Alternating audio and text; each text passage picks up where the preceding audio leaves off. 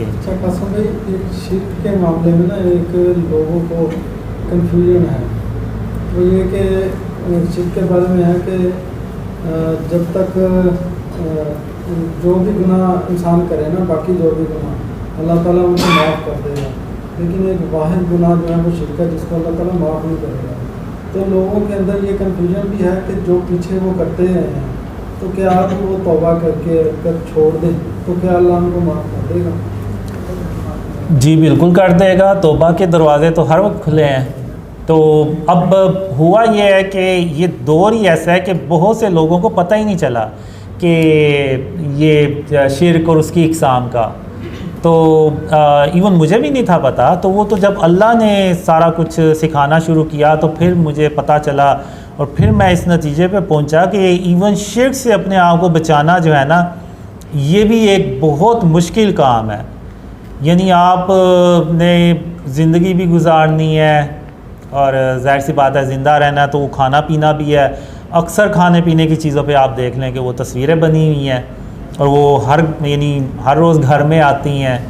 तो अल्लाह ने फिर जब बताया मुझे, तो फिर मैंने भी कहा कि अब मैं भी मूवीज़ वगैरह देखता था, तो जब अल्लाह ने समझाया कि जो एक फ़िल्म है वो भी एक जहान है, तो उसका रब भी सिर्फ अल्लाह रब्बुल आलमीन ही हो सकता है और कोई नहीं हो सकता। तो अब अक्सर आप देखें इंडियन फिल्में तो मेरे से आलमोस्ट सारे ही वो होती हैं कि वो उनका स्टार्ट ही बातिल हुदा से होता है, और अंदर भी वो बातिल हुदा के वो दिखा रहे होते हैं सारा कुछ कि हीरो नाकाम हो रहा था तो बातिल हुदा ने उसकी मदद की और वो कामयाब हो गया। अब ये फ़िल्म एक मुसलमान ने देखी है, वो ज़ुबान से जितना मर्ज़ी कि मैंने देखा है, यकीन तो नहीं किया, लेकिन वो अगर अपने अगले किसी दोस्त को शेयर करता है कि यार उसकी ये स्टोरी थी, तुम भी देखना फ़िल्म, तो उसने यकीन किया है कि वो जो कुछ फ़िल्म में था वो सब था, हकीकत है, तभी तो वो अगले अपने दोस्त को रिकमेंड कर रहे कि तुम भी देखो। तो ये इस तरह से हम जो है ना वो जाने अनजाने में शिर्क कर रहे हैं। और बहुत से आप इंडियंस गाने देख लें, उनमें तो वो शिरकिया कलमात भी कहते हैं और वो मुसलमान सुनते हैं और गाते भी हैं। तो ये सारा जो शिर्क है ना, ये इस तरह से पेनिट्रेट हो चुका है कि वो लोगों को समझ ही नहीं, और जिसको समझ आ गई है तो वो तौबा करे और उन चीज़ों से अपने आप को आइंदा बचाए, तो अल्लाह बख्शने वाला है, मेहरबान है। मैंने एक ड्रीम में अल्लाह से पूछा था, तो बताना चाहिए, बताना चाहिए, वो आप लोग करेंगे, वो आगे निकल जाएंगे, वो फिर आपको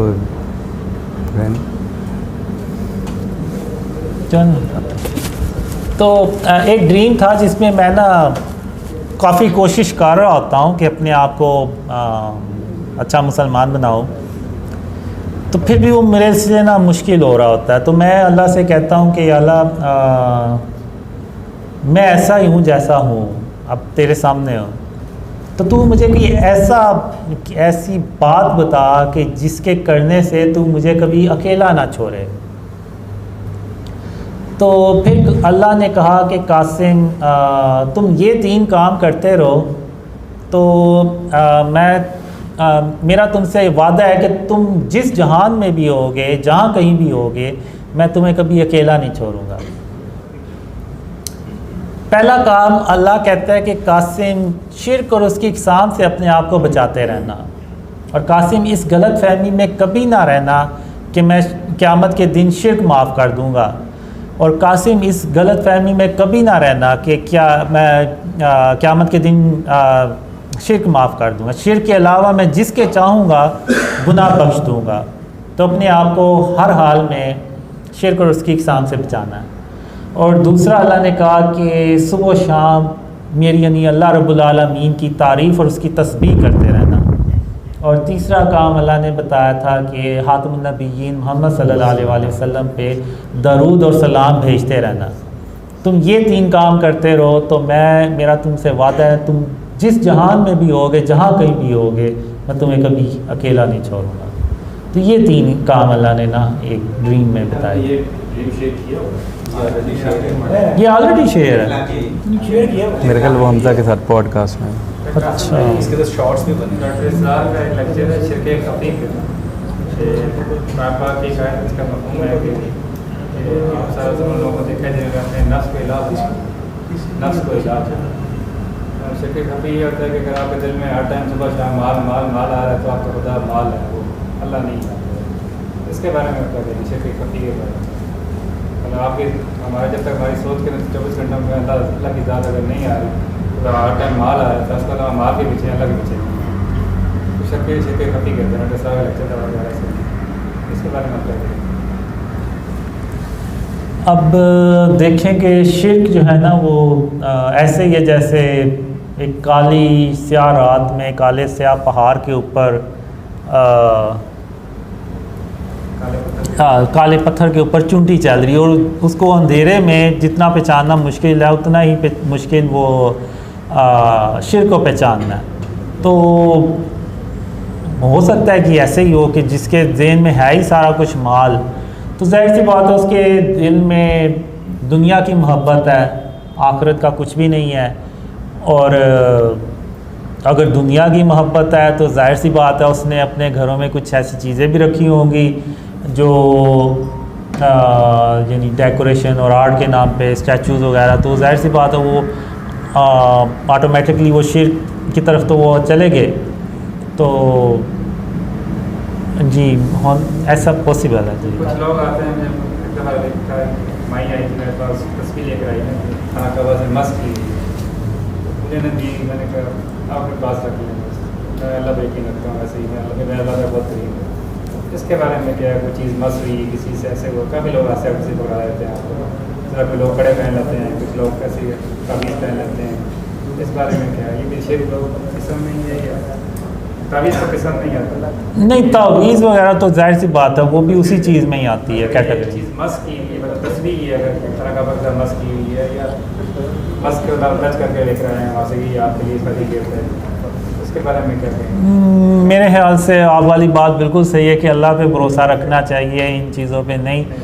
अल्लाह ही है जो किसी की मदद कर सकता है और अल्लाह हर जगह मौजूद है। इवन अगर आप देखें तो सूरह यूसुफ में अल्लाह ने आप सल्लल्लाहु अलैहि वसल्लम से ये भी कहा कि जब वो उसके यूसुफ अलैहिस्सलाम का जब वो ज़िक्र करते हैं कि यूसुफ अलैहिस्सलाम के भाई जब उनको कुएं में फेंक रहे थे तो आप उनके पास नहीं थे, तो अल्लाह ही उनके पास था और अल्लाह ने ही उनकी मदद की। तो अल्लाह ही है जो मदद करने वाला है, अल्लाह के सिवा कोई भी नहीं है। और मेरे ख्याल से हमें इन चीज़ों पे नहीं रखना चाहिए। बाज़ कहते हैं कि इमरान खान वो जो अंगूठी घुमाता है उसमें भी कोई चीज़ ऐसी वो इसलिए इस नियत से करता है। तो मेरे ख्याल से आपकी बात बिल्कुल सही, हमें अल्लाह पे तवक्कल रखना चाहिए। कार्टून्स जो हैं, कार्टून्स भी क्रिएट की जाती हैं, तो कार्टून्स भी क्या शिर्क में आएंगी? कार्टून्स अब बच्चे शौक़ से देखते हैं, इंसान की बनाई हुई चीज़ें। हाँ, मैंने एक ड्रीम में देखा था कि हम जो काफरों के करैक्टर्स हैं जैसे ये सुपरमैन, बैटमैन और स्पाइडरमैन, तो इनकी जगह हम अपने करैक्टर्स मुस्लिम करैक्टर्स बनाते हैं ताकि बच्चे जो है ना वो देखने की बजाय इस्लामिक करैक्टर्स देखें। ज़ाहिर सी बात है वो बचपन से एक देखेंगे सुपरमैन, स्पाइडरमैन, तो उसमें वो अपना कल्चर दिखाते हैं, तो बच्चों की बचपन से ग्रूमिंग ऐसे होती है तो फिर बड़े होके वो पक्के हो जाते हैं और उनकी वो सोच भी तकरीबन वैसी हो जाती है। तो फिर उनको काउंटर करने के लिए हम मैंने देखा हम अपने करैक्टर्स बनाते हैं। वालों ने वो तो बनाया भी है, मदनी मुन्ना के नाम से ना, उन्होंने ये कार्टून बनाए भी है जिसमें वो बच्चों को दीन के मतलब जो है वो अवेयरनेस। जी, अच्छी बात, सही है मैम से, क्योंकि बच्चों का मामला थोड़ा सा डिफरेंट होता है। अब खिलौने जैसे होते हैं वो, हाँ, अब वो खिलौने हैं, अब उनमें शक्लें भी बनी होती हैं और फिर बच्चे खेलते भी हैं, तो जब वो खेल लें तो आप उनको बॉक्स में डाल दें या उसके ऊपर कोई कपड़ा डाल दें ताकि वो छुप जाएं। बच्चे देख रहे हो कार्टून्स के साथ हम भी देख रहे हैं। बच्चे बन जाएं उनके साथ। उसकी निगरानी भी तो करनी हाँ, अगर कुछ नहीं है उसमें कोई गलत बात तो आप जी जो बालू बच्चे कहते हैं कि बालू लेके आ गए या इस तरह के खिलौने जो जाने वगैरह वो लेके जा सकते हैं। बालू टेडी बिल्ली कपड़े से बनी होती है। और वो बच्चे ज़्यादा ज़िद कर रहे हैं तो उन्हें कहें कि ठीक है, लेकिन आपने ये खेलने के बाद अलमारी में रख देना है या इसको छुपा देना है। बिला ज़रूरत वाला सामान। तो जब वो खेल लें तो रख दें आप।